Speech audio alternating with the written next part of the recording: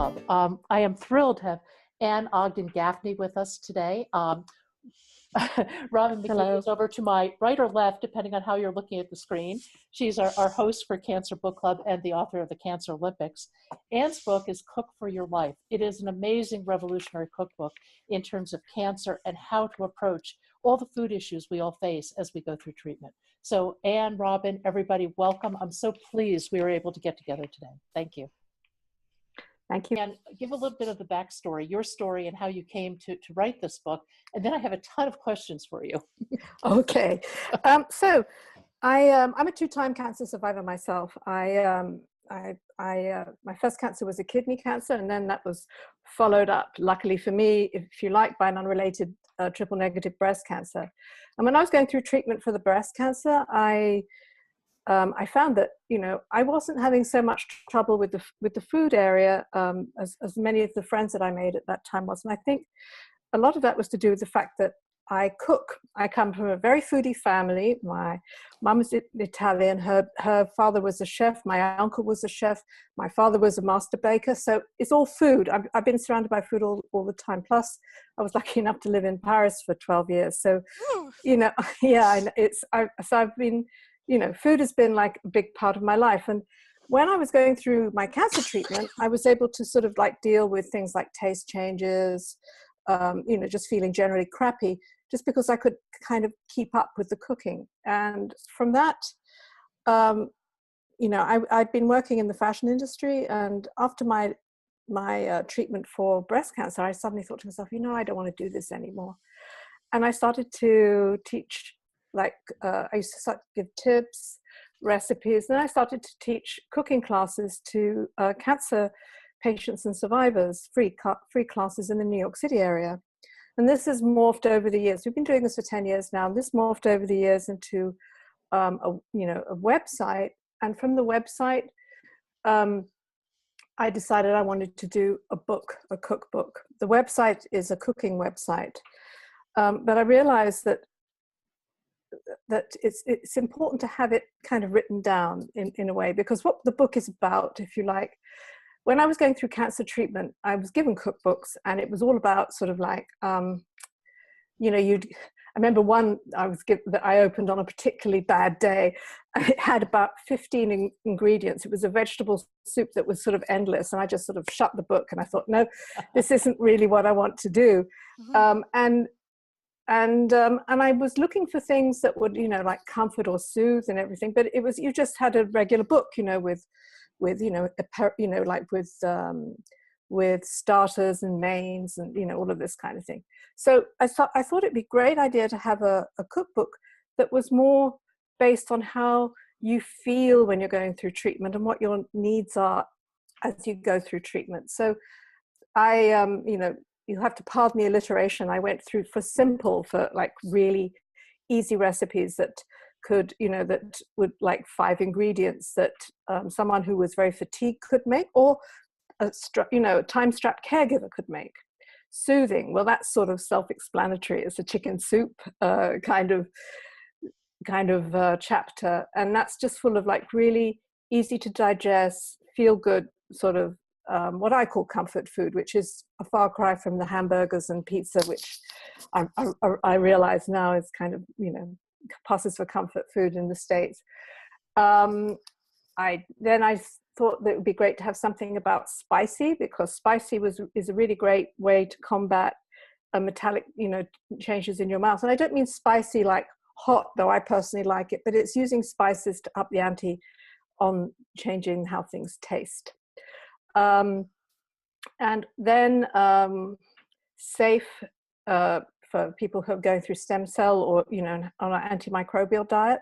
Because actually at the time I went through my breast cancer, they put me on a neutropenic diet.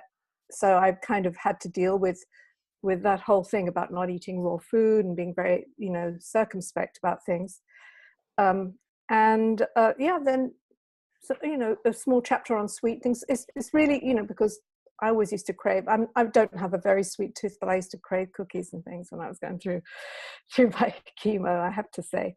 And then just a chapter which I called scrumptious, which is really about all those things that I hadn't been able to eat, the salads and things. The girls who I worked with said, calling a salad scrumptious? I said, you have no idea.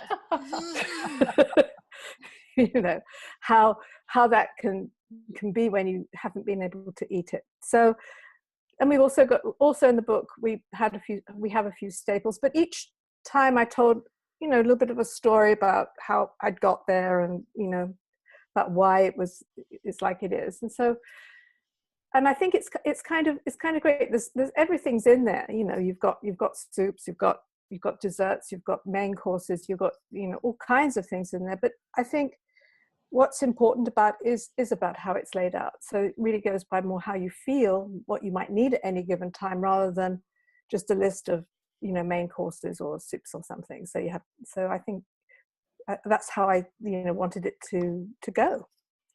And so that's how the book is. And, then it got all these accolades. So, well, I think it's so important because when you're going through treatment, you're so attuned to how you feel. And you're often so attuned to what you can't, how you feel or what you're missing. And your comment about the metallic taste, oh my gosh, that is so true. And if you can find a way to combat that, it's game changing for somebody going through treatment. Absolutely. I mean, it's, we have drinks and things in the book as well, because I found that, you're told to drink a lot of water, let's say. And I found it tasted like mineral water, mineral oil. You know what I mean? It was just disgusting. But then, just putting like a squeeze of lemon in, which might have done the trick. The lemon tasted horrible too. But on the other hand, lemon zest was fine. And I found that mint leaves were fine. It was just a whole bunch of different things. And I used to put pomegranate and molasses in water too, because it's got a nice sort of sweet sour taste, that just would take that edge off of it. But, it's all these things that, when you don't need it, you don't think about it. I think another factor with that is that when you're undergoing treatment, and as I am right now, and you're also you don't have the time to experiment with those tricks yourself. And the times, I was on a chemotherapy regimen that prevented any kind of cold food of any kind. Also horrific mouth sores that made spice and everything out of the question. And no curry, no tomato, no citrus, all of these. It's terrible. And so as you say, drinking water is like sucking on a battery. So, I simply wasn't, didn't even have the energy or strength or imagination to experiment as you're describing. So to read about someone else put pomegranate and molasses in water, I would never think of that in a million years on my own. I just wouldn't have it in me to think of that. No, and that's the thing. That's one of the reasons why it's so important. It's just like when you're sharing your experience of, how it feels to go through it. I think all the things that we do with food are really important to share, just for that very reason. I was lucky enough when I went through it to be able to sort of step back, and also, I have a certain amount of skills, but just to play around with things. And, I realized that it's really important to share that. I mean, I used to go into my support group with great handfuls of mint that I grew in my garden to hand out to people. Yeah, try this. I think it's, that's one of the reasons why I do what I do. It's to kind of share what I learned and what I still keep learning from, people like yourself as well, Robin, that it's ongoing. As it's older history for me, it's newer history for other people that I work with. And treatments evolve, and the kind of weird things that treatments do has changed in 10 years, so that there's the kinds of things that might have been safe and okay back then are not okay today, and so there's a lot of change. I know, and some of the immunotherapies can make you feel, talk about ill. It's not even funny. I have a friend who's just been through that for a blood cancer that he has, and it's really, nearly killed him, but it also luckily killed the cancer. So, Mm-hmm. And that was another thing I really liked about the book, is the emphasis on energy. If you only have so much energy, cook this. So this will take you this amount of time. Now, I know someone as skilled as yourself, those steps are probably easier for you than they would be for me. But even anything that's sort of this is something that's easy. This is easy is big. Easy is big because really you can, as I was telling Pat earlier, I had a ureter stent placed, which got into a bad way that you couldn't even stand. So you can't stand. So you can't stand a long time. So you can't stand there cooking. You've only got a few minutes you can stand. So you've got to quickly whip something together and do that. So or else coat yourself, bury yourself in Tylenol 3s, and then you can stand. Then maybe you can stand. Yeah, I mean, this is why I'm always encouraging people to, to cheat, and I, do it, in parentheses, because it's, when you're feeling tired, squash soup is a wonderful soothing thing. Do you want to cut up a squash when you're feeling tired? Exactly. I do not think so. No, exactly. So I'm all about, doing whatever it takes. I love watching you all curl up there. I am freezing. This part of my chemo is that it makes you super cold. So. Yeah. So, So I mean, just to be able to take those steps to use those things to help yourself. You can get here in the stores around here. You can get carrots, celery, and onion all cut up, pre-ready to put to do the base of the soup with. So that saves a lot of time. Also things like slow cookers too, or in my case, I tend to go the opposite. I like my pressure cooker for things like that because then it makes it go fast. But everyone to their own. But I just think and also recipes are roadmaps. They're not written in stone. They're not gospel. So if I can give other people ideas about how to deal with it, that's also what this is about. Way to think about it. One of the other things you did that really turned my head, I hadn't thought about it, was for people on a neutropenic diet. I mean, oh my gosh, and if you aren't really into food and cooking, that totally stumps you in terms of, oh my God, what do you eat? Yeah, I mean, listen, even for me who cook, when I got that list of things that you can't have, it's kind of included everything that I ate, one way or another. It's I'm laughing with you, not at you. Yeah, just to recap, it means no dairy, no raw food, no. It means no raw food, no undercooked food, nothing from a food table. So definitely nothing from a salad bar. It's all of those kinds of convenience things which we get used to. No deli food, you can't trust anyone to be clean enough, I think. And it's they've gotten a little bit more relaxed about the vegetables actually. If you wash vegetables well, you can use more of those raw. But actually, you've got to be just so very, very, very careful.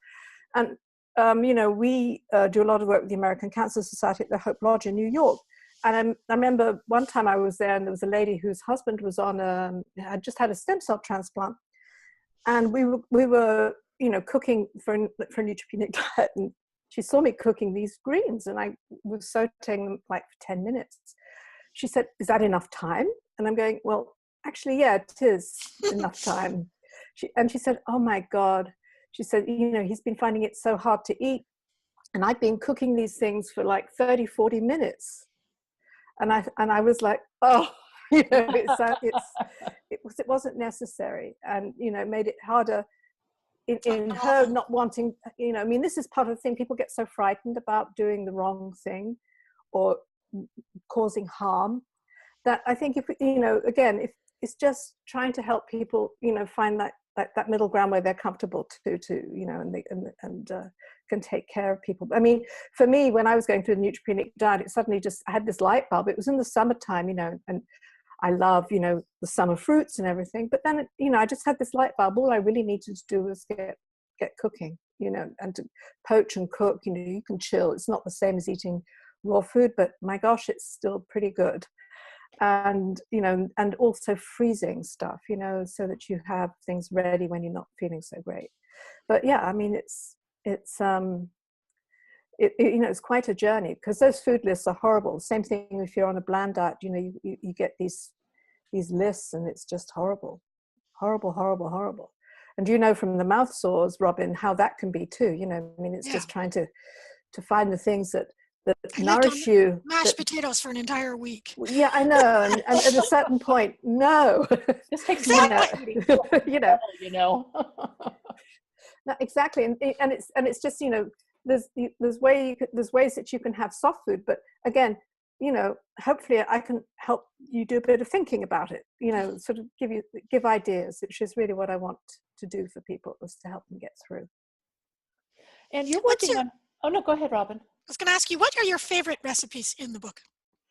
Oh God, somebody asked me that the other day, and it's there's a couple I really love in there. I mean, one of them is it's just because it's so easy and it's so tasty. It's a Spanish cod with chickpeas, because it's just, it's nutritious, it's quick, and it has a lot going for it. There's actually the other thing that I love in that book, which is just poached chicken. There's a poached chicken pot au feu in there, which is my go-to. It's been my go-to since I can remember. I mean, this is one of the recipes that come from my childhood, and I made it all the time when I was going through treatment. I taught my husband how to make it, actually, so he could make it for me when I was too tired to cook. And it was great because the rice would be soothing, the broth was nourishing, a little bit of, some vegetables and a little bit of chicken. It was a perfect thing. And even today, if I've got a cold coming on, I'll make that, and it's one of those things that is for me, it's just, that's comfort, but there's another recipe which is right in the back, which I make from time to time, which I love, which is a beet risotto. Oh, really? Yeah. Well, that's so interesting. Yeah, it's again, it's something that's, it ends up being very easy to eat. It's basically just grated beets, and cooked risotto style, which, me, because I like to do it that way, I cook it in a pressure cooker. But but it's just a great way to eat beets, to get the nourishment from the beets, and it's still pretty easy to digest. But these are the kinds of things. Oh, and out of my salads is a watercress and endive salad, which I love too, because it's just fresh and crunchy and delicious. It's interesting you say crunch. The thing I craved several things with different rounds of chemo. With one round, I craved sweet, but every single time, no matter what, I always craved crunch. Yeah. That was that was the biggest thing for me, how to get crunch. I found celery did the trick for me big time. Well, yeah, celery is great, actually. I mean, I've just discovered just using celery as a main ingredient, just stir-fried celery. This is just, for that crunch factor.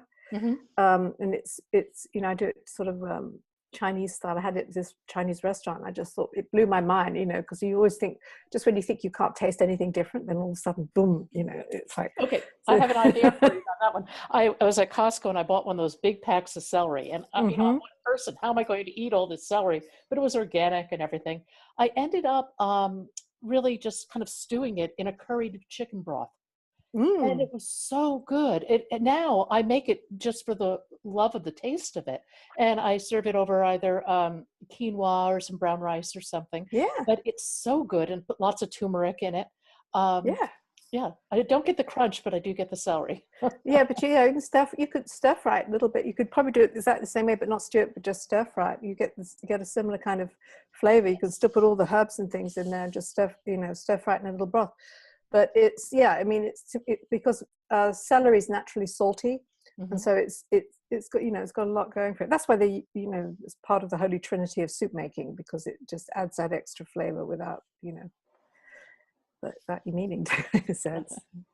One of the things that I found on my this experience with this latest round of treatment is that I became quite obsessed with food because I couldn't have it.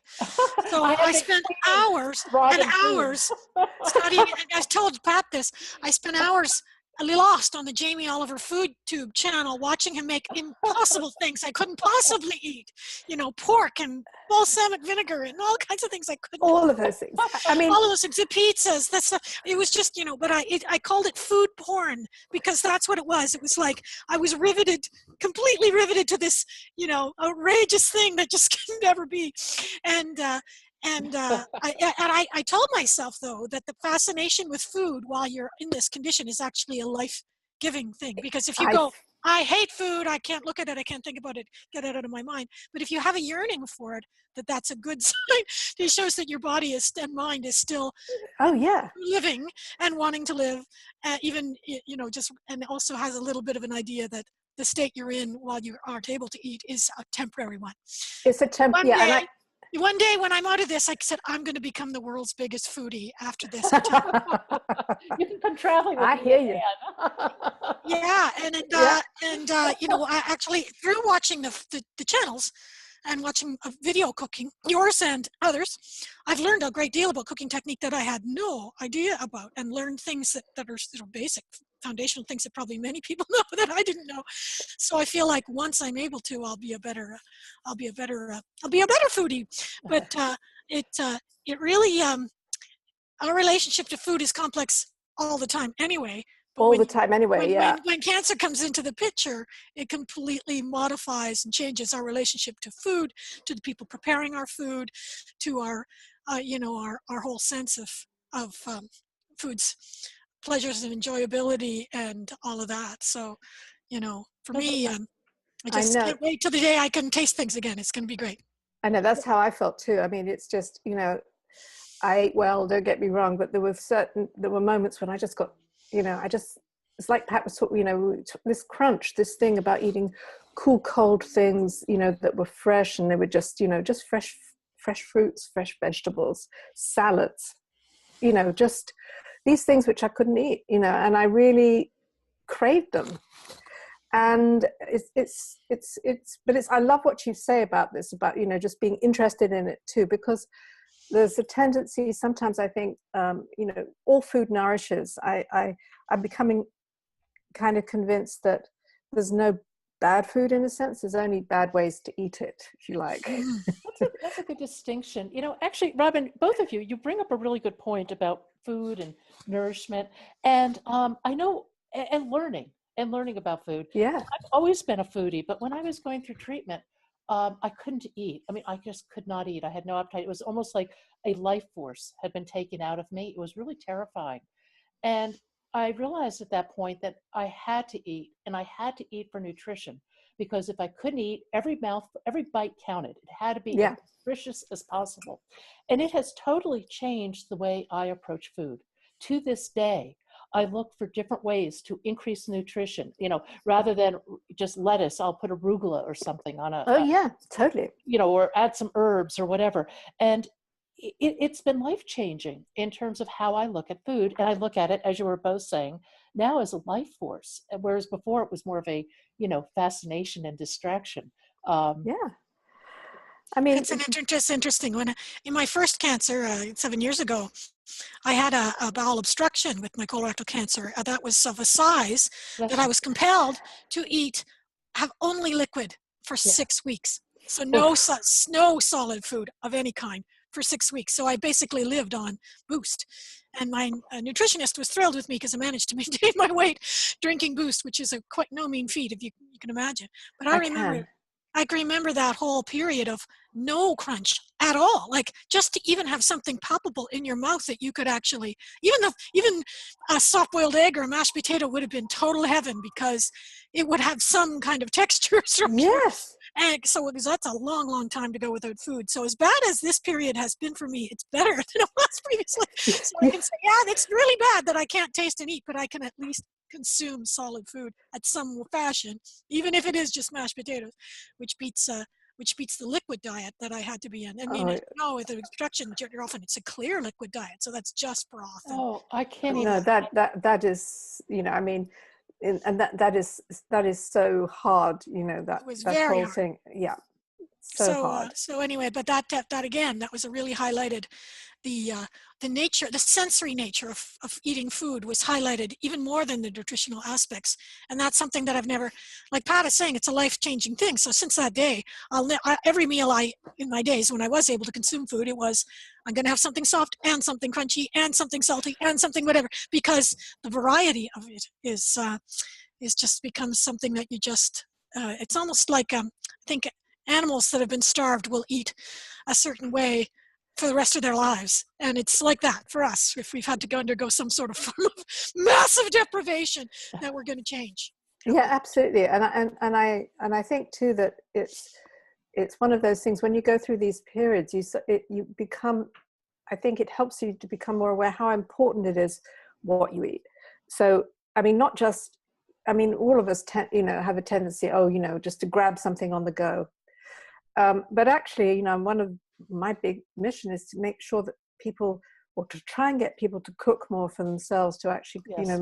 make food for themselves, as opposed to buying prepared foods, buying processed foods, to actually eat real food. Because this is the thing, this is my takeaway, in the sense that it's, if you eat real food all the time, you will nourish yourself. I think that's very true. And I think when I wander into the supermarket and I wander to the vegetable aisle, I actually just kind of let my body guide me. I think your body has inherent wisdom in Oh terms of yeah. what you need. And if beets are appealing, then you should be eating beets, whatever it is that speaks to you. Yeah, I think that's absolutely true. And and also I love seasonality, because one of the, when I lived in Europe, it would be, there's a kind of a joy in seasonality. It's all about that kind of deprivation thing in a funny way, because, all through the winter, I remember in France, it would be sort of like potatoes, carrots, turnips, cabbage, and then it would come towards the end of that, and apples, right? Apples, then you get a few oranges. But otherwise, it was pretty sort of basic stuff. And then all of a sudden in the spring, you'd start to get peas, asparagus, and all of a sudden, as these things would come in, it would be this like, and be brief seasons, some of them, it would be like, a fabulous thing. Because one of the things that I've realized, the more the deeper I've got into food, is that nature gives us exactly what we need. For example, vitamin C. You can, in the summer you've got berries, you've got fruits which are loaded in vitamin C, but also in the winter you do too. Things like winter squashes are loaded with vitamin C, cabbages.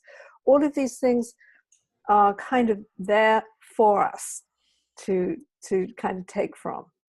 I like what you say about seasonality. I live in a semi-rural area. It's sort of the breadbasket of Nova Scotia, where I live. Oh, And wow, yeah. apple capital of Canada, they say.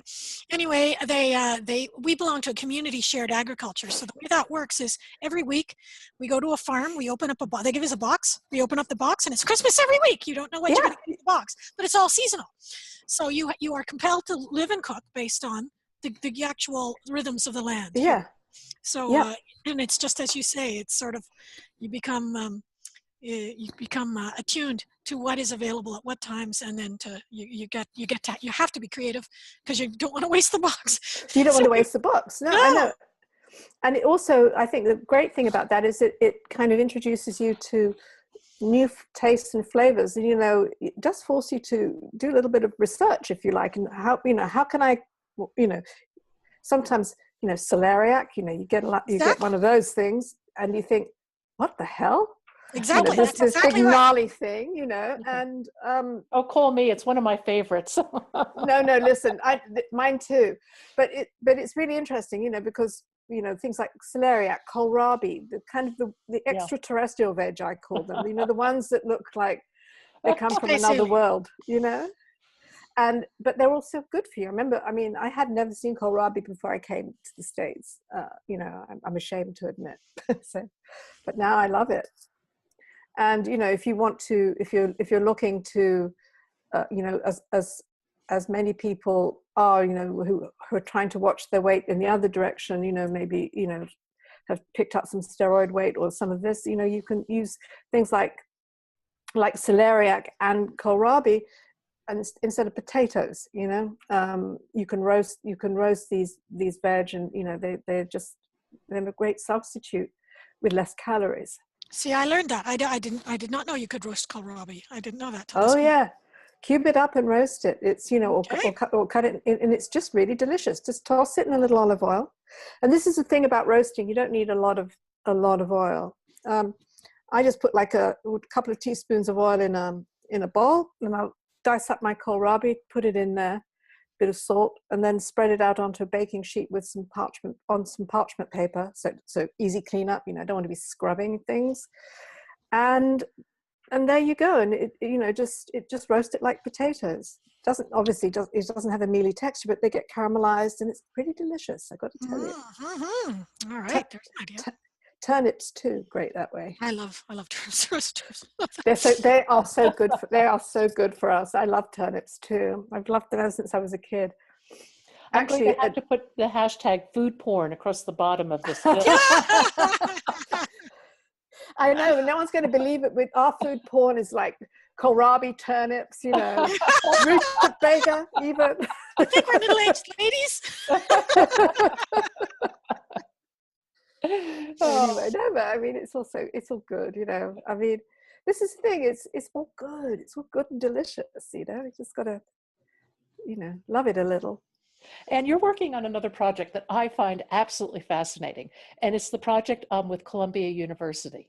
Oh, yeah. Would you talk about that a little bit? Because I find this to be just mind-boggling in terms of an approach to food and different cultures and how people interact with nutrition. Okay, yeah, no, this is something I when I first started to do my classes, I realized that, they're free of charge and everything. And I was going to put some light on here. Oh, that's not so great. Hang on. Okay. And so what happened was that I was doing something with cancer care, and we had some Hispanic women come, and they were interested in the cooking and everything. But the thing was that I realized that this wasn't really, this was utterly foreign to them, the whole thing. Hang on a second, I'm going to get some light on the subject. Okay, there you go, side lit. Anyway, so I started to work with one of the hospitals then at that point. I thought, what would be really good would be to develop a cooking course for Hispanic women where they could kind of learn to incorporate more fresh fruits and vegetables into their diet. So this was a whole, so I started to focus groups, working with patient navigators and things to find out, what people wanted. I started to do a lot of research in the neighborhoods where there's a lot of the Hispanic people live in New York City, to see what was available in the stores, how much it cost and comparatively, all of this stuff. And we put together this little course. I mean, it was not such a little course. It was actually a month long, and we would take people shopping in supermarkets to farmers markets, which a lot of them weren't familiar with at all. And we teach them how cooking, and we just do things gradually, so that, using familiar flavors. I mean, I ate in a lot of Latino restaurants too, just to see what was the flavors and the taste and everything. And I sort of started to work with Latino, Spanish-speaking chefs as well, because I didn't figure they needed nice English woman like self to tell them what to do. And we worked to develop menus and things, but all the time just bringing everybody gradually along. And what we found was that that the more practical it was, the better, the happier people were. And so this morphed into I was found by researchers at Columbia University through doing this, and we kind of found that we got some NIH funding for it, and we developed this course, and it was randomized. We did the whole thing, as it should be. And we found that in teaching people this gradual sort of incremental style of changing their diet, that they changed it, that Wow. They actually increased their fruit and vegetable intake. And they did this not just through food recall, they did blood draws too with beta carotene. So we could see, we had a baseline where when they started and what happened when they ended. And they maintained this increase for 12 months afterwards. That's impressive. Yeah, and so I'm right in the middle now of an even bigger one with an exercise component in it as well. So it's but it's kind of a fabulous, it's really is a fabulous thing to do.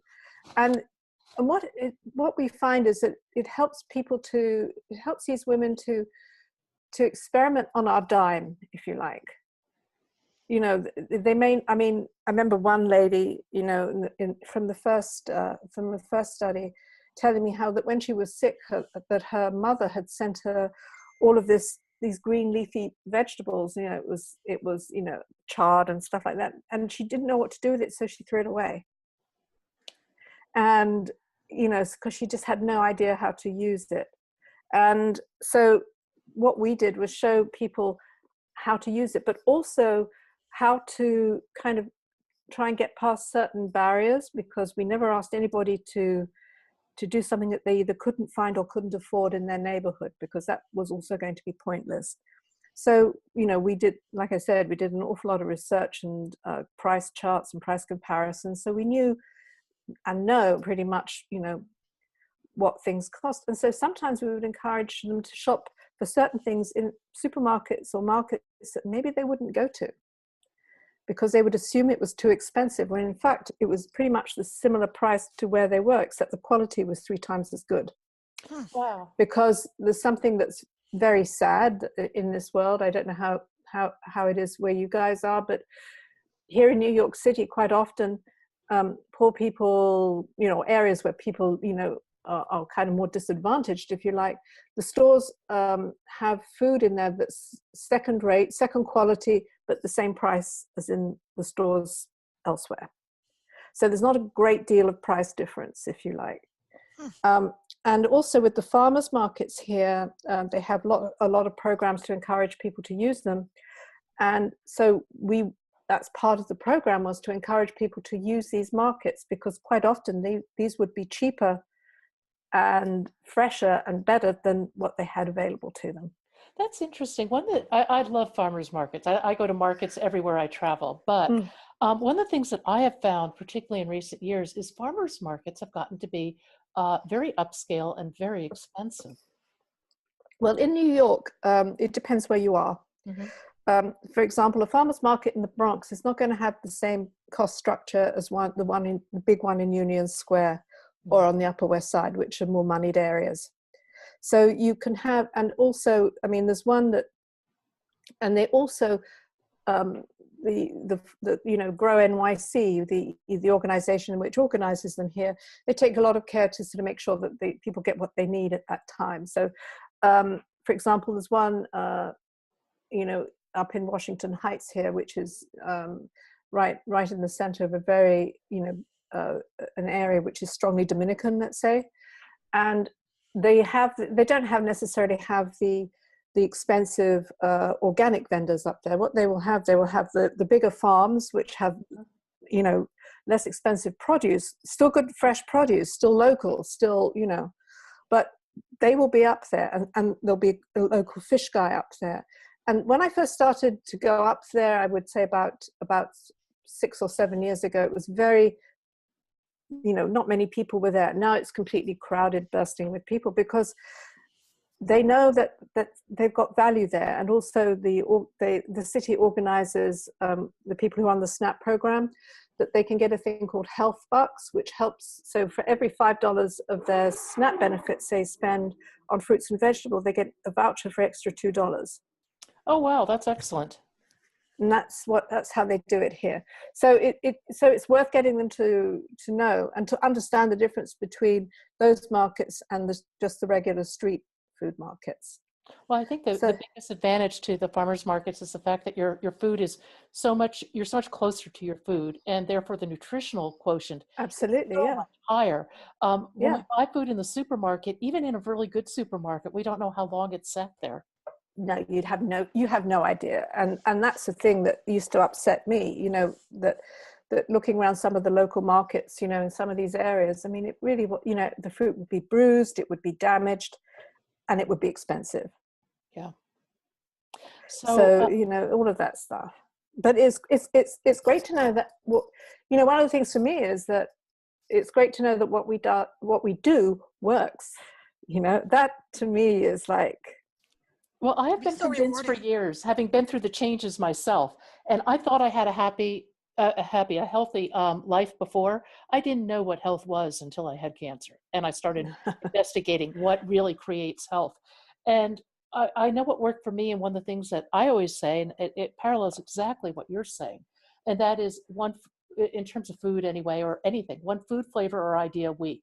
Just do one thing a week that is a little bit different and really healthy, and in Yeah. 6 months, you will have a paradigm shift in your life towards health, and you'll never go back. No, it's, I mean, there are things that I never ever eat now. I Yeah, me mean, too. I just, I have no interest in it. So, I ne- I mean, I never eat fast food anymore. I never, not even, I just can't. I never eat chips and snacks and things like that. I find it just, I can't.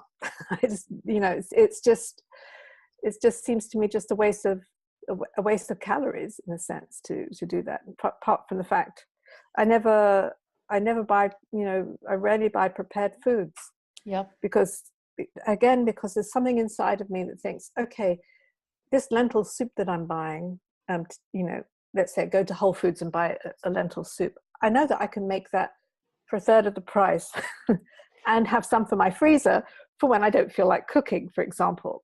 Oh, absolutely. And I used to inhale my favorite, no names here, but red pepper and tomato soup. And one day I'm sitting there slurping down the soup, and the package is right in front of me. So I'm reading the label, and I usually read labels, but this was organic. I thought this is healthy. Oh my God, it was packed with sugar. I threw it out. Yeah, I have not touched it since. I mean, yeah. it's absolutely packed. And it goes to, what are you really eating? And the only way you really have that control is to cook yourself. Well, that's the thing, Pat. I mean, this is what I always try and sort of bring home to people is that, you know, um, I mean, actually, the interesting thing is, in Hispanic population, at any rate, no problem with cooking. It tends to be, in the other populations where the cooking is a problem, where people have gotten very used to ordering in, uh, you know, buying ready-made, all of these things, convenient. Hmm.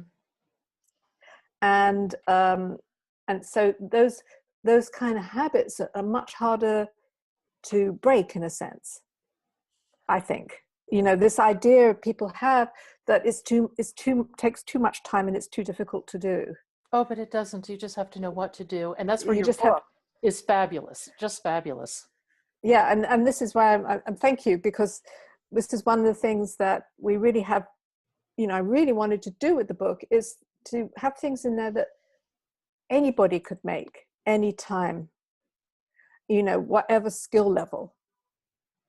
And that's the thing, I learned this from the classes, that if you start to do things that are too complicated, then people have difficulty making it, and then they might not, they might fail, Yeah. and I don't want anyone to leave sort of thinking, oh, well, I did it wrong. I want it to be so that even if you do it wrong, it comes out right, if that And makes I sense. think, Forgiving recipes. Yeah, forgiving recipes, forgiving recipes, easy recipes, things that allow you to build up confidence, because confidence and control, there's so much of that. I mean, personally, I felt that was a big, a big thing that that you lose, in a sense, going through this whole process. And and getting that back is just such a wonderful thing. I And think and cooking being results oriented, I think it's a fabulous thing, because when you have to wait so long for things, going through treatment, that to have something that's just like bang bang bang, and you've got it, is kind of great, actually. I think and it's and marvelous. and it feeds you, by the way, too. um, I think the nourishing aspect of this is just incredibly important. And I love what you're doing, because there's never a wrong way to do food. Food should just be fun. And it should just be fun and nourishing and good. And you do that. You really do a nice job in your book of presenting that, I think. Thank you. The other part Yeah. about it I really like is the embracing of a wide variety of food that can be prepared through the book. I don't know if you guys have seen Chris Carr's movie. Sexy Crazy Cancer. Yeah. In that scene where she's crying and crying to the filmmaker who she ultimately marries, but she's crying saying, you get to leave here and you get to eat a muffin when you leave. And I'm here cooking macrobiotic, this and that all day long, hours and hours spent shopping, and I hate it. And she's crying. And she said, her life about food had become torture because she couldn't allow herself to have breath, or the diet she was on was so restrictive she couldn't have breath. And eventually she gets away from that and starts to eat more pleasurably for her. And you can I remember watching that scene where she's crying, and I had a friend who was going through treatment at the time who was also doing, like, her whole family would be eating a delicious turkey dinner at Thanksgiving, and she'd be eating, like scraps of macrobiotic something that's Yeah. all she would. And so, tears would run down her face because she couldn't eat what her family No, was and eating. I think So that what I like about this cookbook is that it's not just for the cancer patient. The recipes are lovely for everyone. And Yeah. so Yeah. I mean, sorry, I jumped in there a bit soon, but I mean, this is part of what I really want is for people, because the whole thing you've described, I'm so against that. yes, I think cancer is isolating enough without isolating yourself within your family, and not being able to just enjoy food with your family. I mean, I think the whole thing is that if you eat better, your whole family eats better too.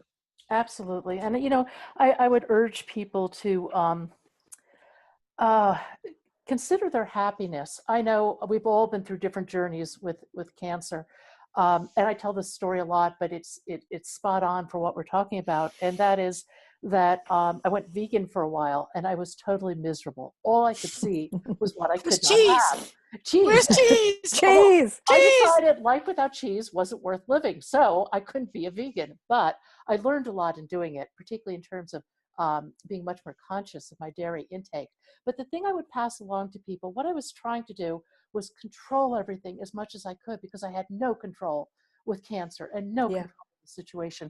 And I think that a lot of us err on the side of too much control to start, and I think it's perfectly fine, but don't be hard on yourself. Don't beat yourself up.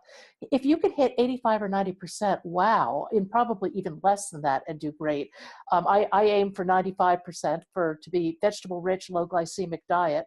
And most days I do pretty well with it. But I would just say to people, dive in, certainly food is a wonderful way to find some control in this crazy, out of control experience you're having, but don't beat yourself up over it. Be kind. Be kind to yourself. Mm-hmm. I love that. I love it that you're I saying think that. that's so true, Pat. I mean, it is so true, because it's just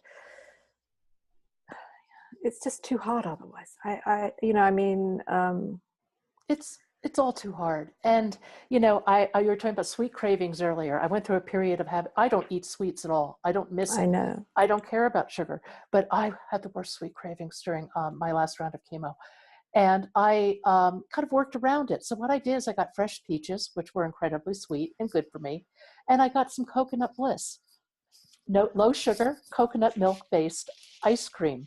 Fabulous combination. I ate coconut bliss and peaches all summer that year, and I was perfectly happy. And it was not a bad way of addressing the issue at all. No, I mean, it's not. I mean, in the book, you'll find things like really simple things like baked apples, because these are, these are things which, rather than have, a slice of gooey pie, nothing wrong with that either, but, that not, occasionally, but that these kind of fruit desserts are fantastic ways to satisfy a sweet tooth, but also get some, decent nutrition as well. Absolutely. I've been tweeting Robin with food porn. Robin, I have to apologize. I did not Don't tweet you my apologize. breakfast. I did tweet it this morning. I'm sorry. It was good. It wasn't the healthiest, so maybe it's all right. I did huevos rancheros here in Santa Fe, and they were good. Man, I love that. Too much cheese, though. Too much cheese, believe it or not. No such thing. Oh, in the book, there's some chili rellenos in the book, which I made with this filling of cheese and quinoa, which is actually really, really delicious. I'll have to try that. That sounds wonderful. Check it out, because you know, you still get the cheese, you still get, you know, all the stuff, but it's just, you know, bit less of it and a bit more quinoa, a bit, you know. You know, in the cancer world, there's so much hate on for dairy and so much hate on for sugar. And yet, you know, realistically, most humans are going to consume those at some point. And as you say, finding ways of consuming them that still allow them without being, without hating them or Yeah. divorcing yourself from them. Like Pat says, I don't think I could divorce myself from cheese. I would pine.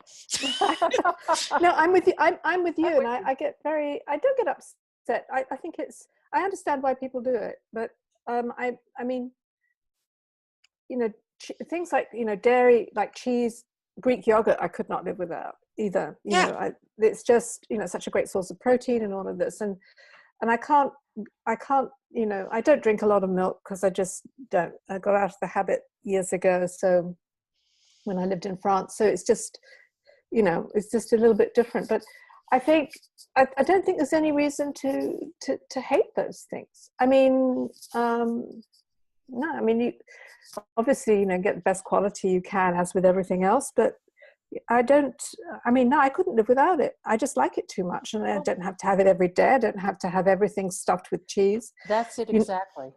You know, I mean, but you know, I mean, I love Parmesan, and I remember, you know, but just because a little bit of it doesn't make for cheesiness, but it's great. It's a great substitute for salt, because it puts umami into your food, so you can use a bit savory. Or I keep rinds to put in soups when I make vegetable soup, because it just adds a little bit more oomph to the flavor. Anyway, I remember talking to somebody about this, and just gave me the most piercing look. You know, couldn't you find something better to put in there? And I'm thinking, oh, no. That You know, but the horror on this woman's face was like, oh my God, you know. Well, that kind of brings us to a whole other discussion about the quality versus quantity issue right now. You know, for those of us like myself who are stage 4, where you know, if you haven't got a whole lot of time left, you're thinking, how do I want to spend, you know, realistically, I'm not going to, changing how I eat isn't going to make me live longer. Well, it might make me live longer, but it won't make me live. So, you know, I have balancing off, this is what I really want to eat because I like it, versus, you know, I want to have the sensory experience of something that I really, really like. So, you know, I have a friend who's dying now. He's probably got about 2 or 3 months left. And his appetite is nothing, like not anything, liver mets. And so what his family have done is they said, what can we buy you that you will eat? And the things he's saying are things like pogo sticks, you know, horrible foods. But those are his childhood foods. Like, they were his childhood favorite foods, like hot dogs, and completely unacceptable foods from the perspective of health that we're talking about. But that's what he wants to eat. It's the only thing he'll attempt to eat at this point.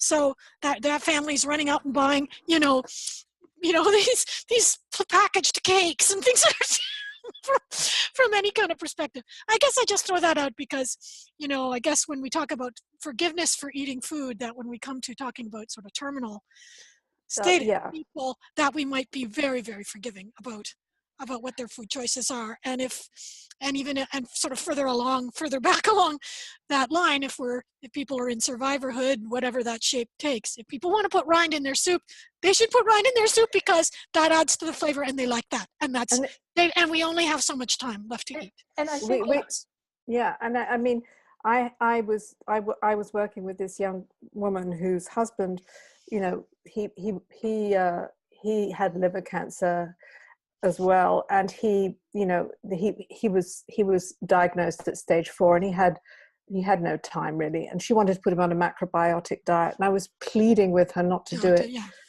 I said, you know, just give him what he wants at this point. All she wanted to do was save him, you know, but you know, but I understood what she wanted to do, but that wasn't what she needed to, you know, make it nice for him. And, you know, because she was saying, oh, and he won't eat it. And this, I said, no, you've got to just ask him what he wants and give it to him. That's right. That's right. That's right. I remember when my mother was dying, she wanted to eat chips and candy, and I remember like trying to, should I struggle with the bag and say, no, you can't have that. So, what am I doing? She's got Yeah. 2 months left. She wants to eat chips and candy. Let her have that pleasure. So, you know, it's all about empathy too. Yeah, empathy and compassion. Absolutely. And it's all a judgment call. And I think it's all Judgment very call. individual. And everybody has to, I mean, I don't preach about food. I try to stay away from that. But I would say educate yourself so that you're eating thoughtfully and in an informed manner. Learn to cook because it's fun and it's easy. And it's really just, well, you're talking to the wrong person when it comes to but I think it comes down to, be thoughtful, have some moderation, and if you can possibly make that healthier choice, go for it.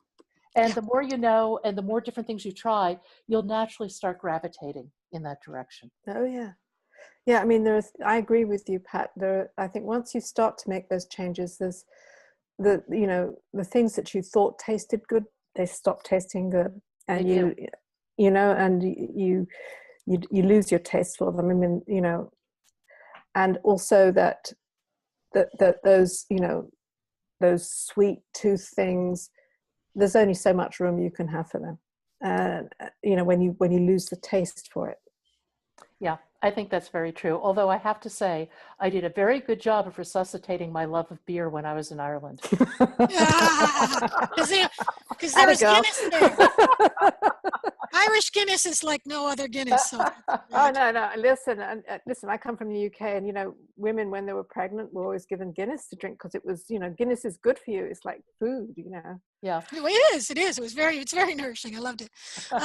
I was there just before starting chemo, so I ate my face off there to get some weight on before going into my crash. But I certainly loved it. But yeah, so. actually, I have a question, if I can. I'm really curious. Anne, do you have any plans for another book?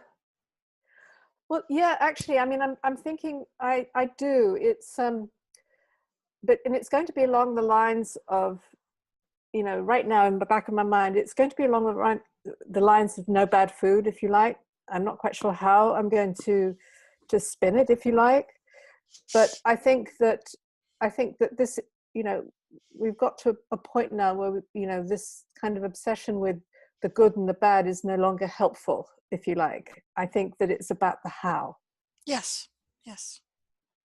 Everything that we've talked about today, in a sense, is sensible. It's just, and I think that, I don't know, it just seems to me that's kind of needed right now, and it has to be. And I'm trying to work out now. I've got some notes for it, but how to do it so that it gets a strong point across, because I realize that this has to be kind of put in a certain way. There's a funny YouTube video that's out there of a woman who's in her kitchen, and a man bursts in from the future, and he says, "I'm from the future.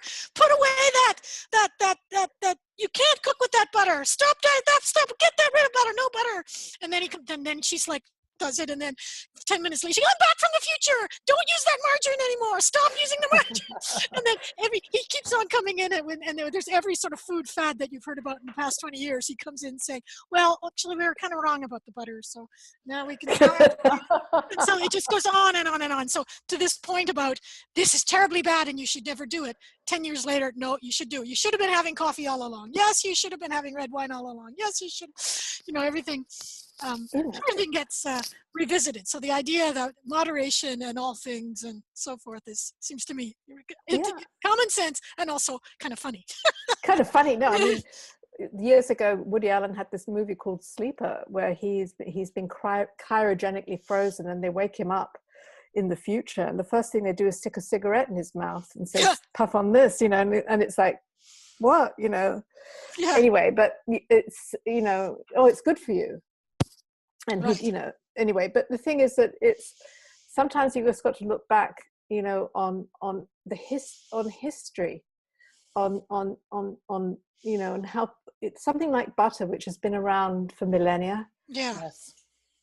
You know, margarine, not so much. You know, Yes. Yes. it's just, you know, and it's how, you know, things like, even things like, you know, smoked meats and things, you know, which, you know, can be carcinogenic. But when you think about how people used to eat those things, they were eaten sparingly and occasionally. Sugar, sparingly and occasionally. Treat food, you know? Yes. And now we feast every day, and that's part of the problem. Yeah, I think that's very true. And we're feasting on food that is not real. And if we would Yeah.